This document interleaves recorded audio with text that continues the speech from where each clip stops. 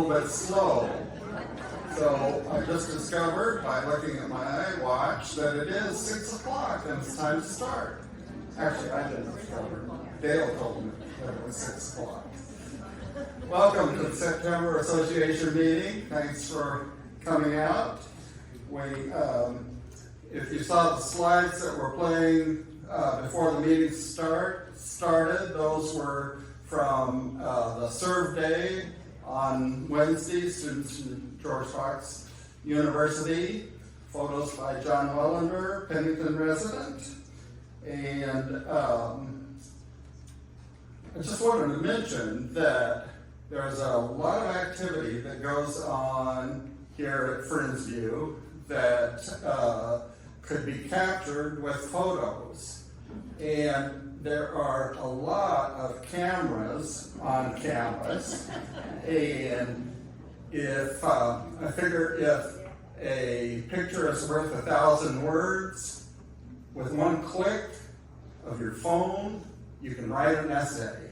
And I would love to receive more photos that could be used, either the introduction of this meeting, or on the community hub, or as a part of a visual archive of activities on campus.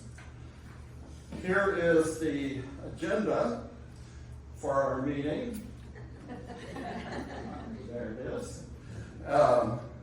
And, you know, I have this goal of our meetings lasting for an hour, but I haven't been really designating the amount of time for each of the participants. But, you know, I thought that maybe I'll kind of watch how this meeting goes, and I'm thinking that if we go 5 minutes past the hour, then next month I will run some numbers on what to give each person.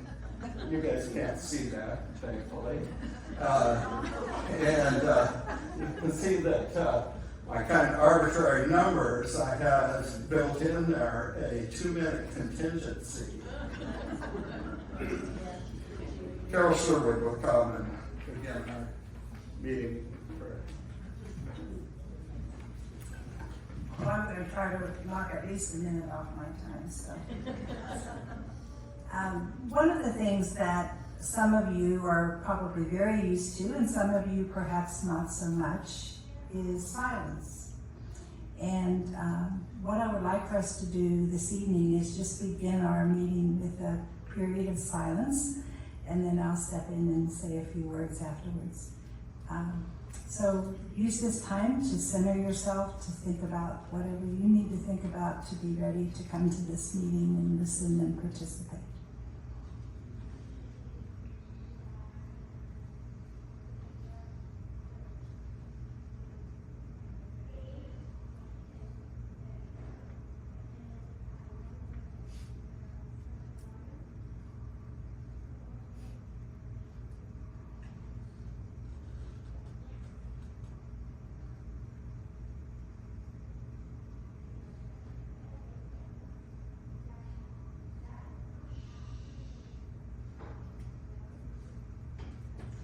For 60 years, Friendsview has been a thriving and active community. For all that has been, we say thank you. And now, the 100 people who started this community are more than 600. And when Todd started in 2004, only 9 of those people are left. And so for all that is to come, we say yes. Amen.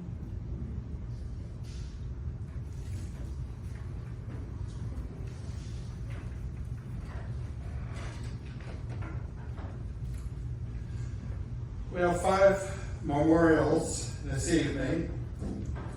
The first one is Marcile Crandall. Marcile was born in Kansas and that is where she met her husband, David Leach. They had 3 children. The family lived in Denver, Seattle, and Wichita, where they pastored Friends churches. David died in a tragic private plane crash in 1983. The following year, Marcile accepted the call to be associate pastor at Newburgh Friends Church. In 1988, Marcile married Bob Crandall, who was a Free Methodist Church pastor. They lived in Salem, both serving in various ministries. Marcile and Bob moved to Newburgh in 2005 and were actively involved at Newburgh Friends Church. And this sentence from her obituary is an apt description of Marcile. Marcile was a wise and beloved person who developed deep friendships and facilitated community and love within and among family, friends, and acquaintances. Brian Beals had a strong connection with Friendsview since day one. He was a high school student when his dad began envisioning a Friends or Quaker retirement community. As a student at George Fox, Brian worked at Friendsview in maintenance and landscaping.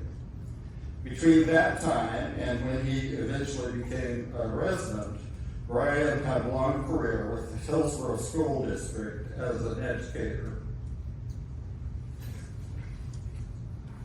Marion Comfort was the second of 9 children of Ralph and Edith Comfort. He grew up in Idaho and served in the Army from 1951 to 1953. He attended George Fox College for 1 year and married Marcile Frankenhauser in 1954. They had 5 children, and Marcile's death marked 54 years of marriage.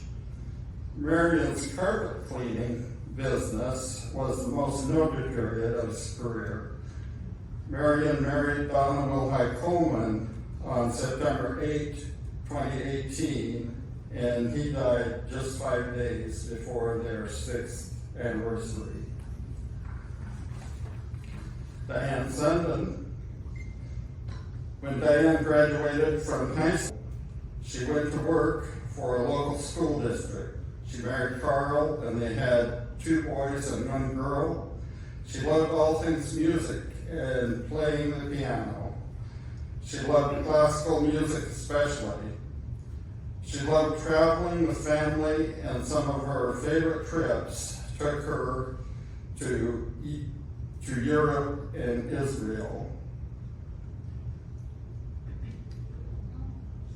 When a death comes very close to the time of our association meeting, sometimes it's difficult to get a very complete obituary to glean a summary from. That is the case with Mary, and we'll have a tribute at the beginning of next month's meeting. And now Bill Rourke will come to announce some employee scholarships. And he probably will ask for donations to the scholarship fund, which I've now done, so he won't need to do it. And Roger isn't here to write receipts, so I don't know what we're going to do. Todd can be his proxy. Can you write receipts? Sure. Okay. We have 2 scholarship recipients that I can introduce tonight. The first one, Betty Cabrera. I just want to say that her supervisor says nice things about Betty, and like she has very good work ethics. She works very well with others. She jumps right in, and that's the kind of employee I like. When I had employees working for me, and it's a sort of employee I'll bet that the supervisors here appreciate having. So, Betty, if you wouldn't mind just telling us a bit about how you're using the scholarship, what you do here at Friendsview, appreciate it. Hello, everybody. My name is Betty Cabrera. I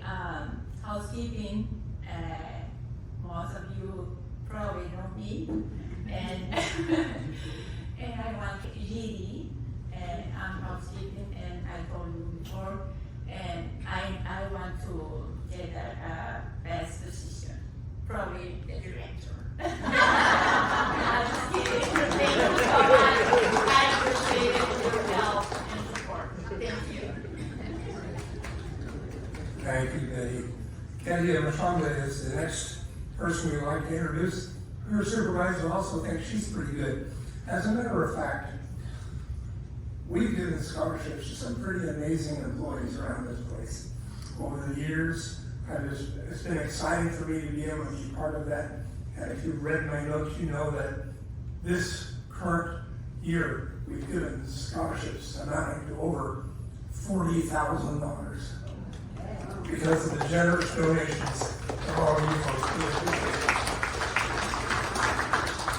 Kenny is a hard worker. She has a great attitude and smile when she shows up. Not whenever she shows up. when she comes to work, that's her attitude. We really appreciate people with smiles on their face, don't we? Kenny, tell us about your plans. Hi, my name is Christina. I work here as a caregiver at Friendsview. The way I've used my scholarship is I'm getting a CNA license, which I don't have one there. And thank you all for giving me the scholarship and sponsoring me.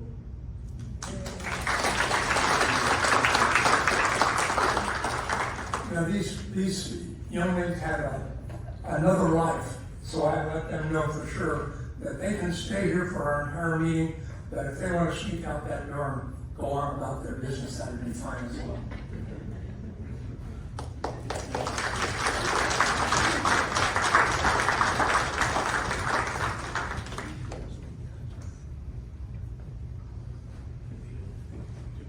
Each month we've looked at some aspect of how to build a better community and characteristics of what make a good community. This month we are looking at the fact that communities that function well together have clearly defined policies and obligations.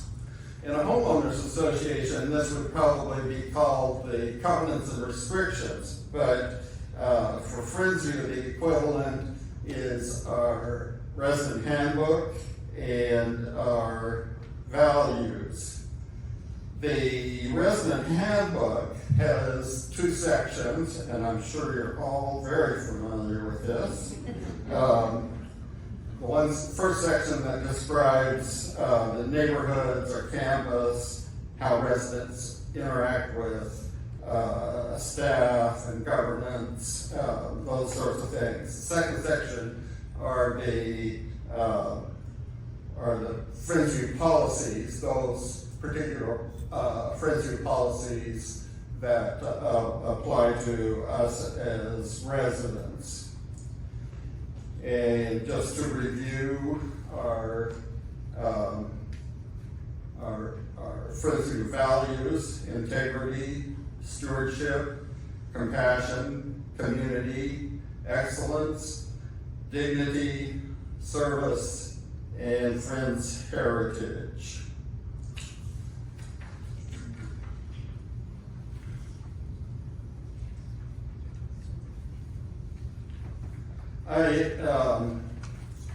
I expect that nobody in this room does not think that in the past 60 years there has been significant change in the religious makeup of this community.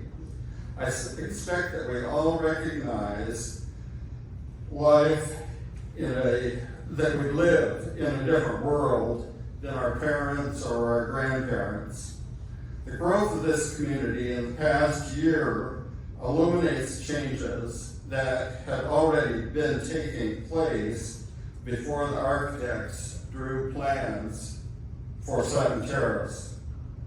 Let me suggest that Sutton merely made diversity that already existed more obvious.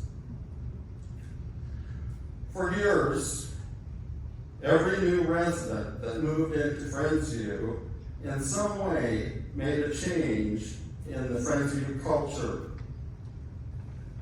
One of the ways I will state my dream for Friendsview is that we can be a community where residents whose beliefs and experience fall outside the Friendsview Christian ethos and the devout evangelical Christians can be more than just tolerant of each other. My attempt to label what might be two ends of the spectrum should not ignore that we all have a role in loving and understanding those who see the life through a different lens. This morning I was reflecting a bit on some questions that I was asking myself and that may be relevant for you. How do the teachings of Jesus and the biblical record of his earthly ministry get applied to life at Friendsview?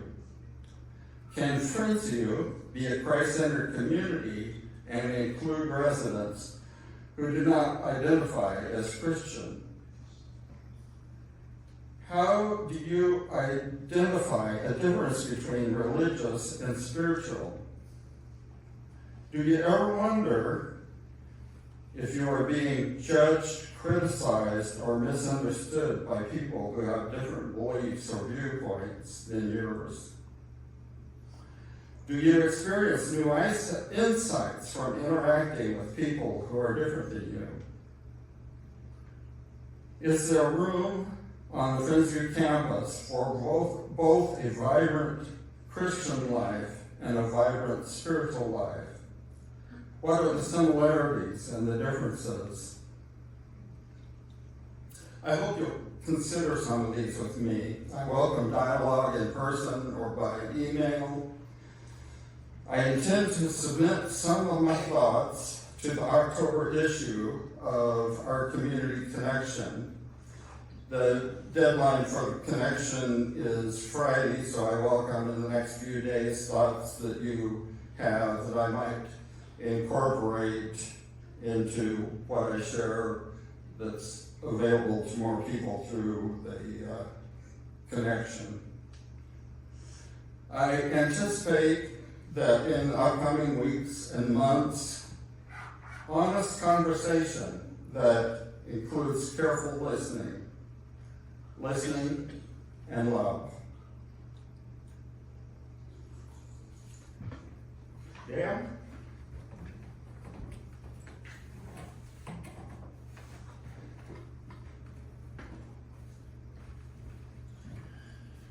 I'm glad Dan didn't put up the other picture that he has of me. Well, good evening. It's really, really good to be here.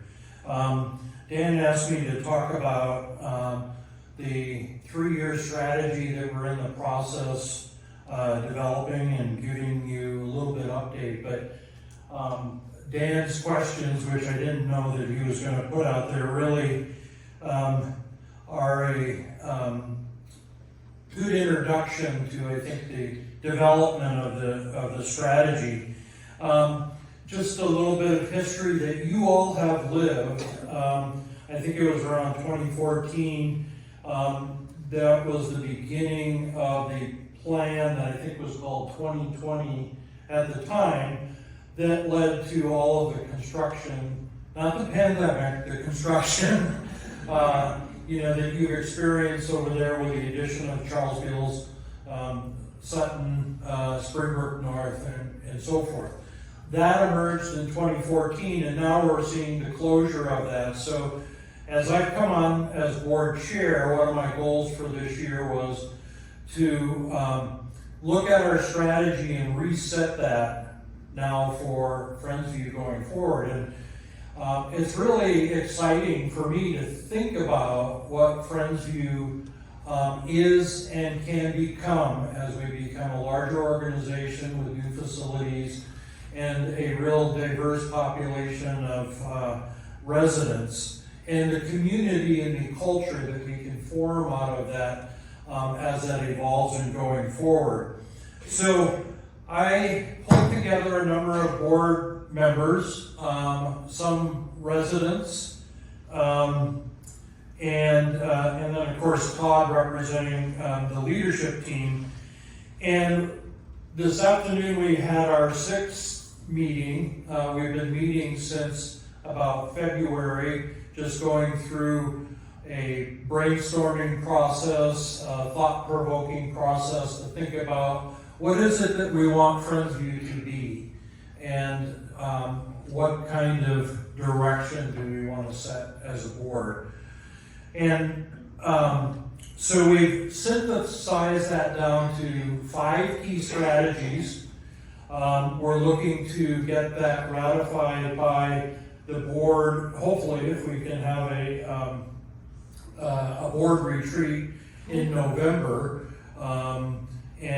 We'll spend time on 2 things, the Halloran survey, which I think someone will talk about, and the strategy, and get it ratified, and then, we need to go through a communication plan to everyone. But the 5 key things of the strategy, fittingly, the first strategy is residents, creating a best place to live for residents.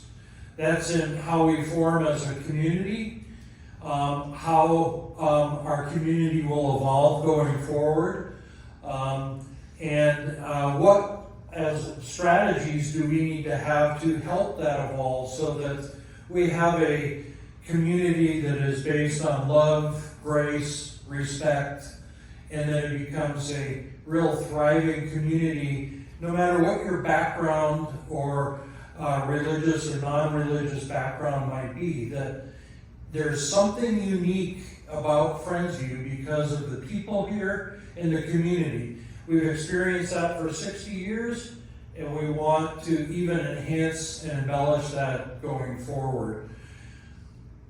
Residents, you are what this organization is about. We, through you coming into Friendsview, have created a promise to you with expectations, contractual terms, healthcare, all of those things.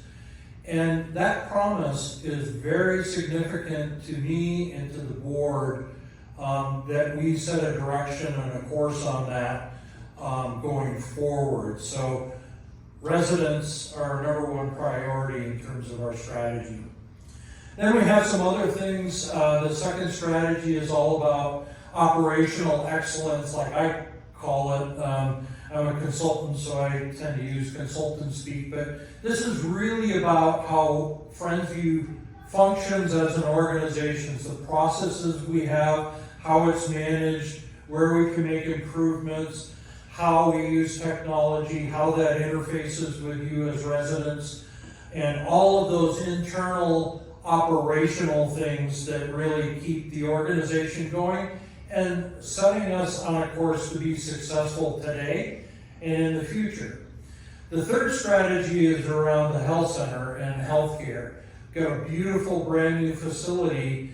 What do we want that to look like going forward, and how can we make improvements and make those kinds of changes, whether it's from a staffing perspective, whether it's an operational perspective, to ensure that we are providing a future healthcare organization that you have trust in, you have confidence in, and you know that will be there when you need it. So 3 strategies. First, residents, our internal operations, healthcare.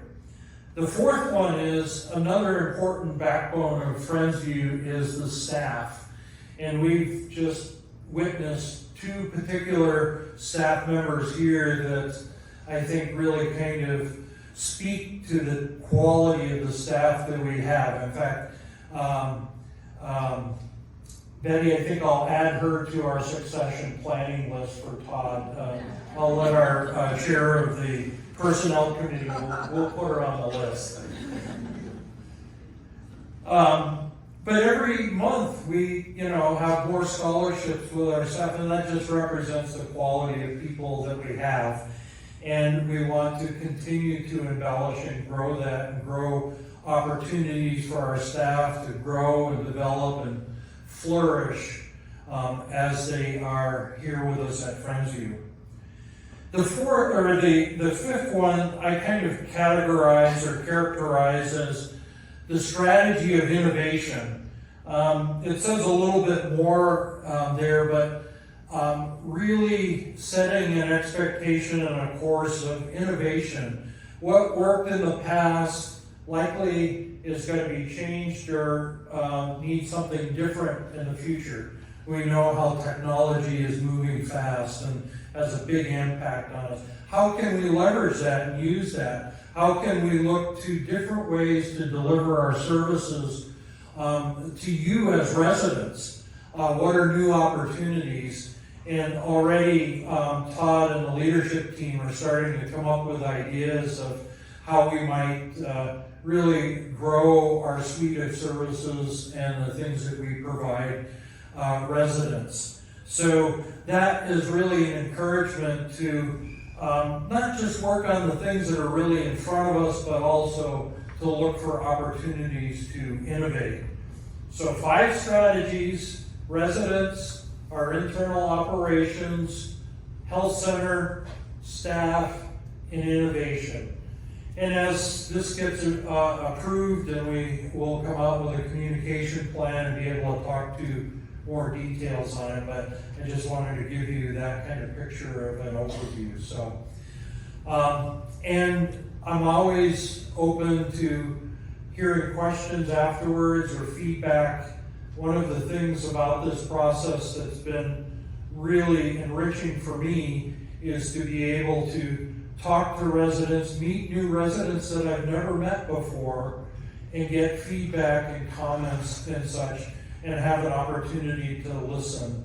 And I really cherish your feedback. So please seek me out, ask questions, and I'll be happy to talk with you.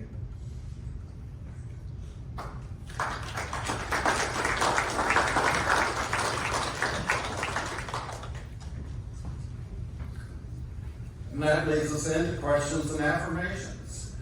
I have only received one affirmation, and I have one question that actually wasn't submitted, but I have to answer for it, so I'll get back to it. And I want to remind you that you can submit to friendsviewresidentscouncil@gmail.com or contact me if you have an affirmation or a question that you want to have shared at this association meeting. So the first question has 2 parts. One is, what is SALT? And the second part is, how does the addition of a chief operating officer appear in the administration organizational chart? So the answer to that question is on the screen. Before Christina came, all 7 departments were coordinated, managed, supported by Todd. And so now Christina is working with community life, dining services, and health services. And one thing that doesn't show in the department list, in Christina's job description, is there is technology listed. Technology has become a more and more important part of Friendsview, and although it's not a department, I'm very pleased that there is a administrator that has that in their job description. And the reason I did the thing about what is SALT is because we use these acronyms too freely in that new residents, sometimes residents have been here for a long time, when, you know, what is SALT? I mean, it's what I put on my dinner. It's, and so knowing that it is the Friendsview Senior Administrative Leadership Team is something that we probably should say before starting to use the acronym. So you can hold us accountable to that. One affirmation from Bill Rourke, Chair of Meadowway Neighborhood. Thanks to Tim Towers and Forever Green Landscaping for the amazing work in improving the sprinkler system in Meadowway. New sprinkler heads, reseeding lawns, and other work made our place look great. Lora, are you ready?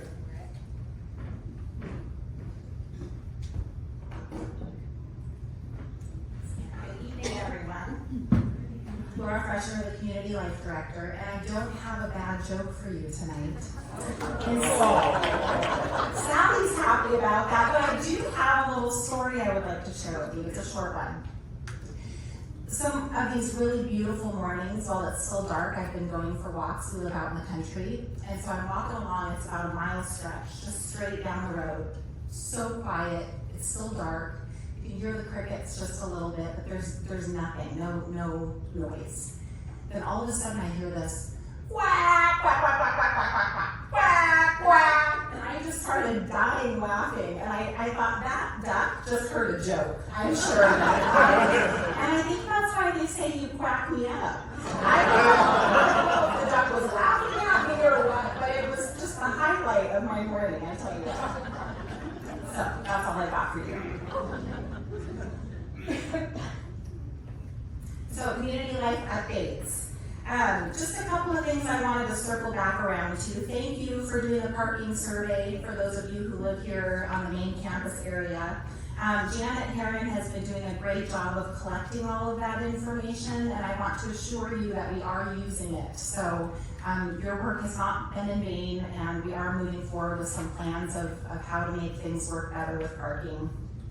Serve Day was a huge success. We had over 75 students from George Fox participate. We had students down in the canyon. They were weeding all around this campus. They were weeding over at Springbrook Meadows. They painted a room downstairs for resale.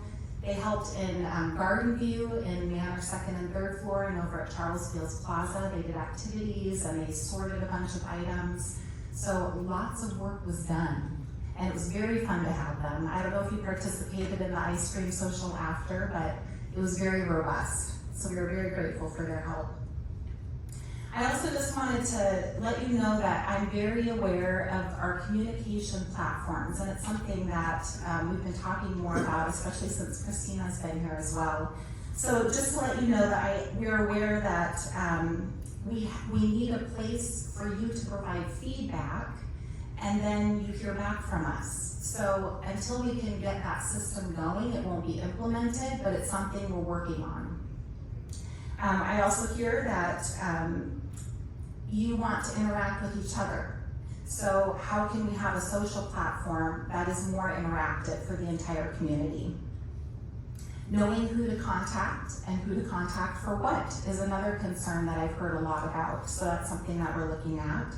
And then interdepartmental communication and how we can streamline that and make that better. So I just want you to know that I'm hearing this feedback. It is something that we're talking about and looking at the platforms that we currently have and how we can move forward. But if I've learned anything here is that things don't happen overnight, so, but it is in the works. So we said goodbye to some folks over the last month. We've also said hello to some wonderful people. So I just wanted to give you an update of who has taken which positions. So Angelina, the life enrichment supervisor, she's no longer here, and Julie Nip, many of you probably know her. She has hit the floor running and is doing a great job. Sophia Trimble has moved on to an art gallery, and I actually have the pleasure of going on Saturday, and it's fantastic. The artist's name is Erin Hansen. That's just a little aside, but if you have a chance to go down to McMinnville and see her work, she's incredible. So Nate Macy, maybe many of you have heard of him, the Macy name around here. He's got a few family members who live here and is very plugged into this community. He is fantastic with AV and comes with a lot of experience with that. He set up the room tonight, so he's already here and doing a great job as well. And Tiffany took a job at her kids' school, and so Cindy Johnson has taken what she calls the substitute position at the welcome desk. So you'll see her filling in from time to time when someone's out sick or when we have a shuffle happening. Some of you may have heard that the chapel has undergone a little facelift. So we, Candy and a couple of Nancy has been helping with this. If you don't know where the chapel is, it's downstairs. If you can see the hallway there, that's looking at Garden View, and the chapel is on the right-hand side, just past the sliding doors downstairs. So it's got some quilts in there that are handmade. Those are given to individuals who need some comfort as needed. So those are handmade, beautiful quilts. There's also some new cubbies in there for storage and things like that. So take a peek down there. It's a place for you just to sit and have meditation or read or just have a place for quiet. Okay, before I go to the next slide, because this is what you've all been waiting for, the Holler-In results are in. And I have to tell you, the margin was incredibly close for the neighborhoods. It was a 2.4% margin, and the winner is, drum roll please, Cherry Oaks Plus.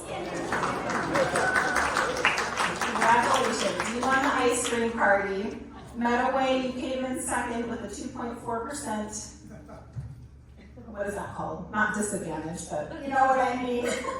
And then Sutton Terrace came in third with just a few percentage past that. So, but I want to say, for independent living, we had an over 80% response rate, and our goal was 70%. So, well done, very well done. I wish I could give all of you ice cream. And then we have some raffle prizes. I have 4 raffle prizes, and maybe I could, if somebody's willing to pass out the raffle prizes as I call names. So the first one is for Jay's Restaurant. It's a $25 gift card to Jay's Restaurant, and the winner is Sandy Robson.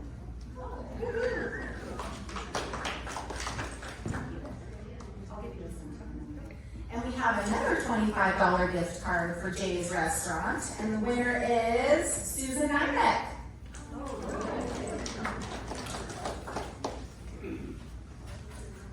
Okay, the next raffle prize. Wait, can Susan raise her hand? Oh, she's behind you. Okay, Hannah's Gourmet Popcorn. I don't know if any of you have tried this, but this has 5 bags of popcorn in it. Gourmet popcorn. They have some fantastic flavors. And the winner is, drum roll please. Let me go to the bottom here and dig it out. Sue Pruitt.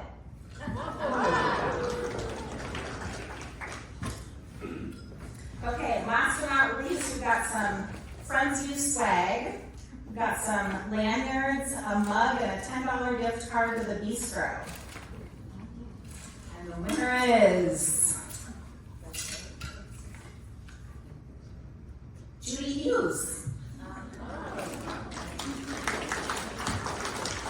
Thank you for participating. Thank you for all of your input. And just so you know, moving forward, as far as the plan for rolling out, I'm sure you would like to know that we're actually going to be doing something with the results and all the hard work you put in and all the feedback you've given us.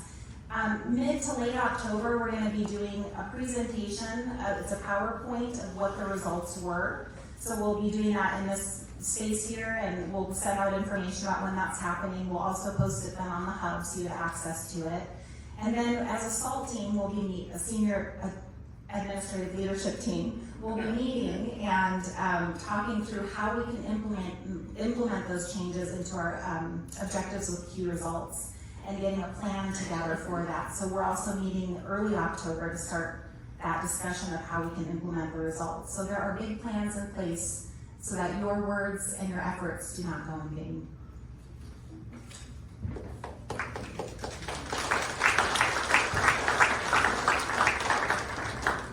I have the pleasure of introducing our new COO, Christina Jaramillo. She comes to us with her last 7 years of work has been in hospice work, hospice management, and the 12 years before that, she worked for Oregon Department of Human Services, aging people with disabilities, managing policies and team management. She's got a master's in healthcare administration and a bachelor's. Roger's really happy with this, a bachelor's in accounting. So I'll let her tell you a little bit more personal stuff about herself.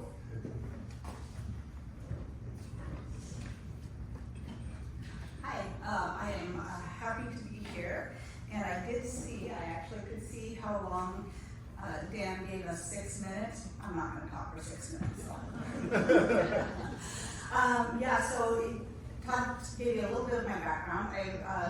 The specifics in more detail, a lot of time in managing people and systems, and that's kind of what a chief operating officer does, right? You look at the systems, the people and the processes, and try and find the most efficient and effective ways of doing things. And so that's where my strength is. I spent among those years managing IT, managing facilities, managing the caregiving staff at various organizations, and kind of fitting it all together and helping the teams connect in a cohesive way.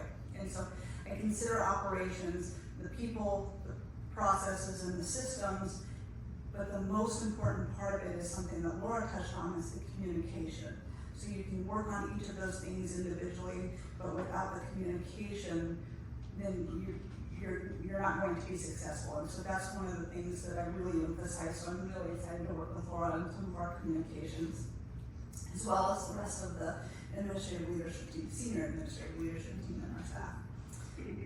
Let's see, a little bit about me personally. I grew up here in the Willamette Valley. I turned Paul. I bought some land from my parents. My late husband and I bought land from my parents, and so I live on the very land that my grandma lived on. I will die in the Willamette Valley, so I'm very happy to be given this opportunity to work with you all and be part of a not-for-profit organization doing things right for people. It's a huge passion of mine, so I'm glad to be back working not-for-profit and serving people.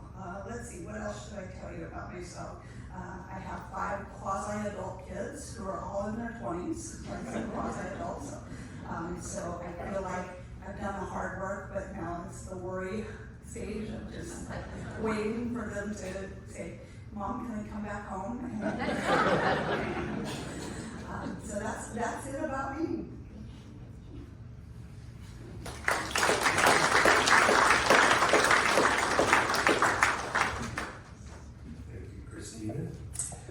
Just a quick financial update for our community. The end of our fiscal year is at the end of July 31st. It's kind of a strange fiscal year, but and it starts August 1st.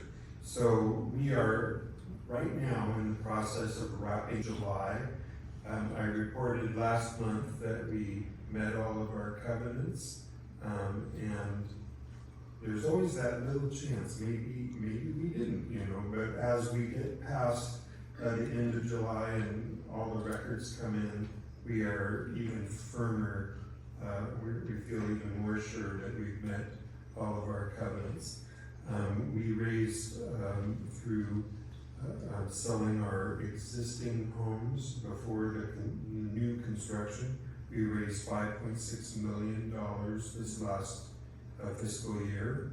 We sold enough of our new homes, that's in Sutton and out at Springbrook, the independent homes, to pay off the short-term debt, which we were real excited to do, because that really saves us the interest cost that we would have. So we paid off our short-term debt, and we have an audit we're working on right now, our financial audit and an actuarial study. So Roger's busy with those things.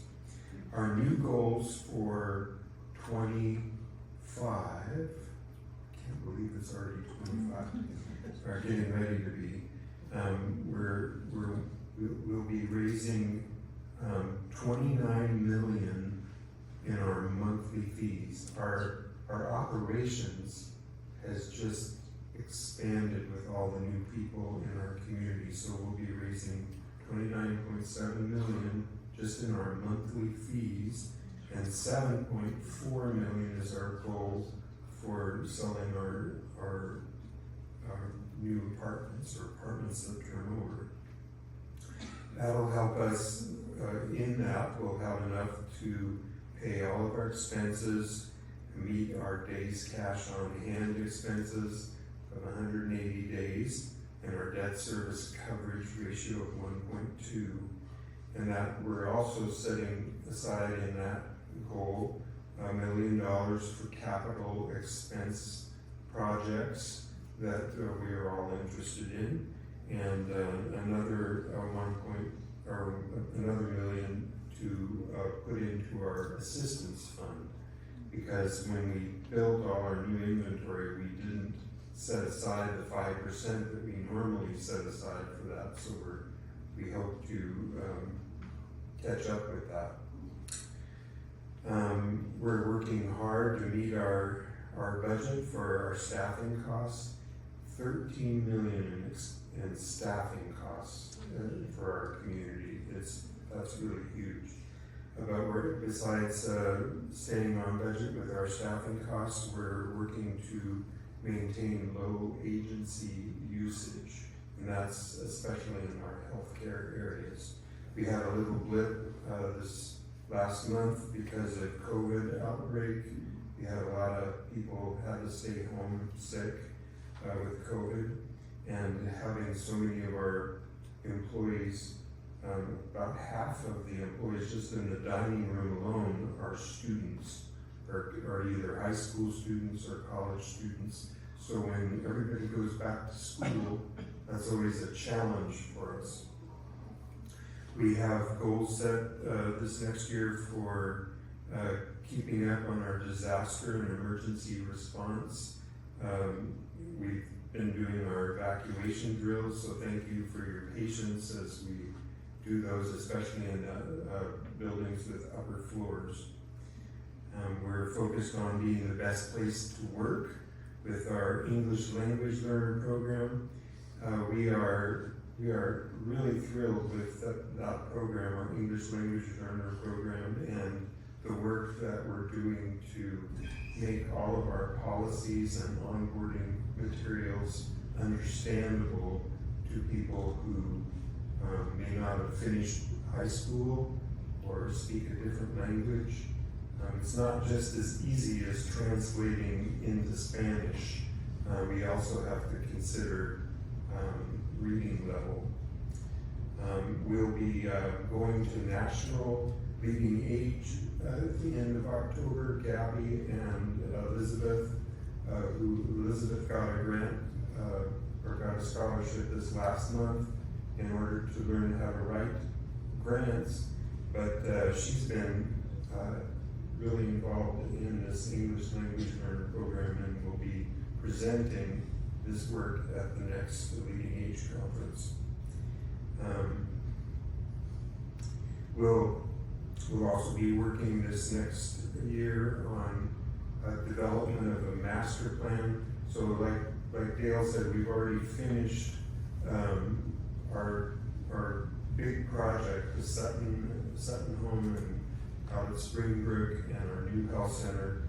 But we want to put a plan in place so that you know what to expect in the future for projects. Like the pad that's out at Springbrook, there's another pad for a construction project. When do you think you might see that come? So we want to outline those things so you can know what to expect.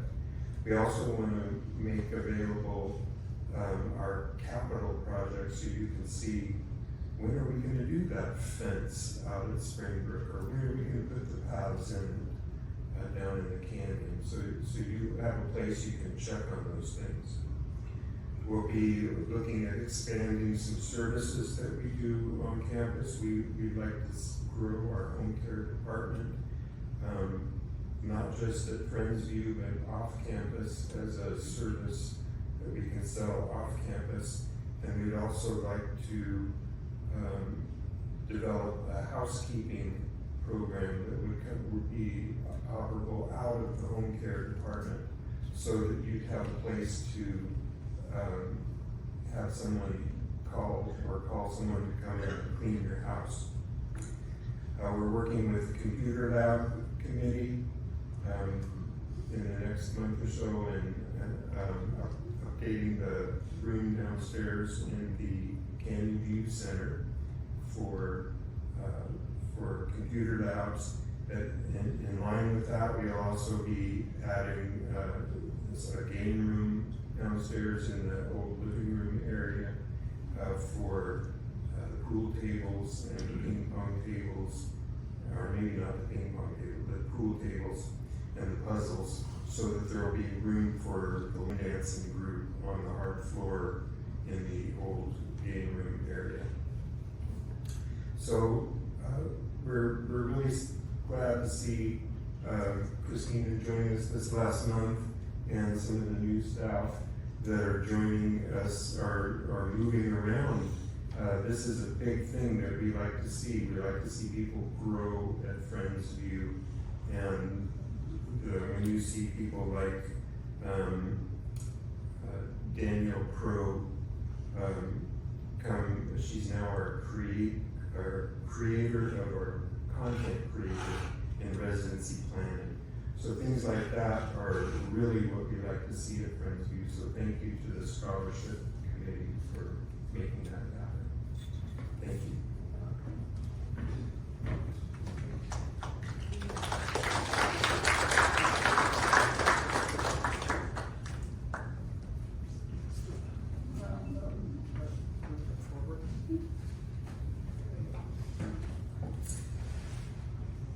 Millions of dollars.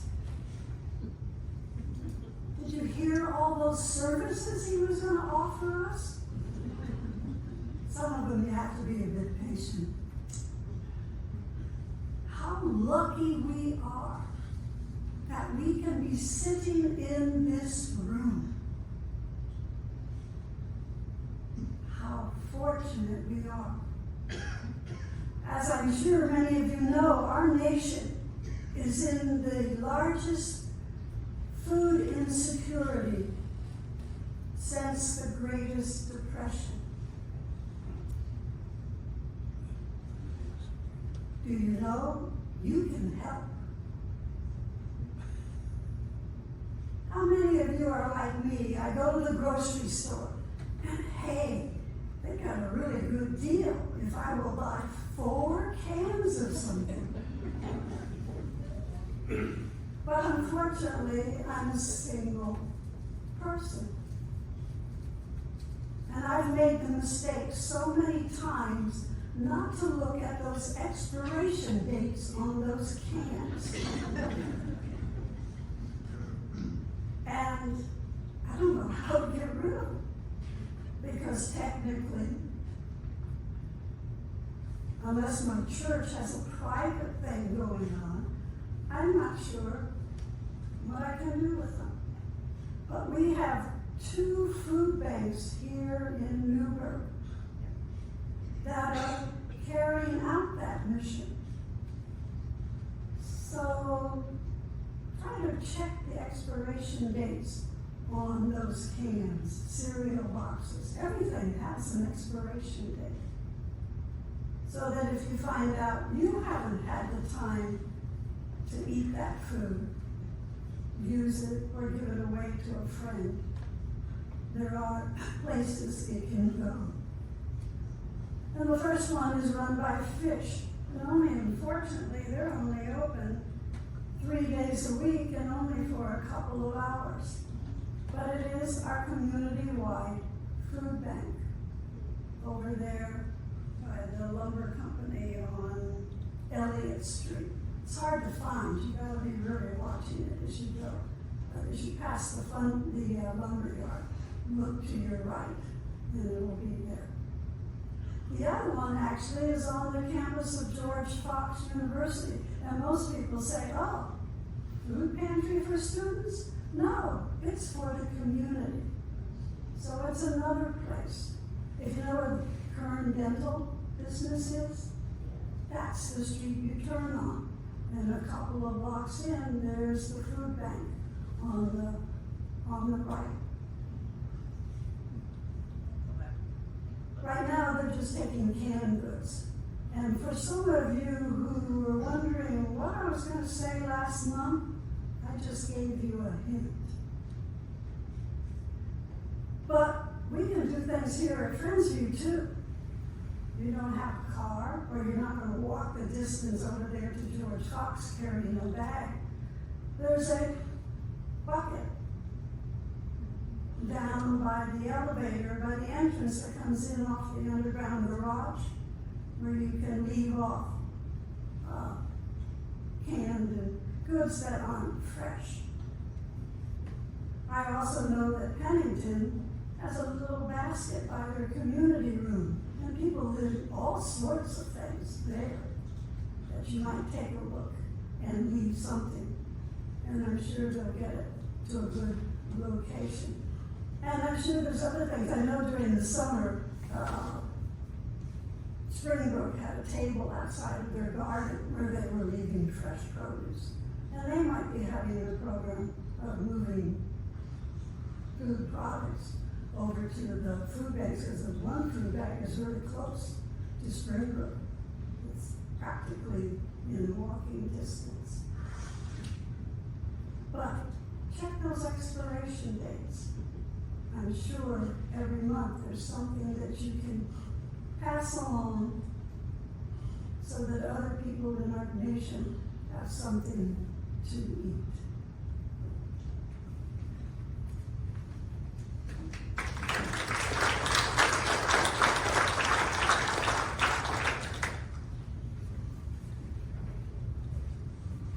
Next association meeting is October 21. Thanks for coming to this meeting, and expect a very interesting meeting in October. You're dismissed.